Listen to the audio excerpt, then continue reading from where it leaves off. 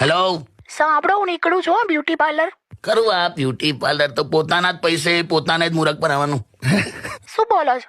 કાં જઈ આય ત્યાંથી પછી છે ને મંદિર જઈશ. દર્શન કરવા? ના, ચંપલ જૂના થઈ ગયા છે ને તો ત્યાં બદલવા. કેમ આડા જવાબ આપે છે? તો મંદિર દર્શન કરવા જ જાય ને માણસ. એક તો ગરમી છે ને આવા સવાલો કરો છો. તે કીધું બ્યુટી પાર્લર જઈને મંદિર જઈશ એટલે મેં પૂછ્યું એમ કે દર્શન કરવા જાય છે કે દર્શન આપવા? તમે જવા દો ને, એક તો ગરમી લાગે છે. હારું ભાઈ, જમી લીધું? કેમ, તમારે વાસણ ઉટકવા છે? ઓલા કેમ આડા જવાબ આપે છે? ગરમી લાગે છે, આવા સવાલ કરો છો. ભૂલે આણે તો ગરમી ગરમી કરી. અંબાલાલે કહ્યું છે હવે ફરી વાવાઝોડું આવશે હમણાં આજકાલમાં. એટલે હવે પાછો વરસાદનો માહોલ, પાછો ગરમીનો માહોલ. હવે છે ને આ બંનેને હું ધ્યાનમાં રાખી હા, સીધા કેરીના જ ભજીયા ઉતારીશ. હોતું હશે કાચી કેરીના ભજીયા. એ વે. હા. ચાલ હવે મોક ડ્રીલ ચાલુ થઈ ગયું. હે ચૂપ રે. હા, એટલે 2-3 કલાક મોક ડ્રીલ ચાલશે. હા તો જઈ આય. હા આવજો.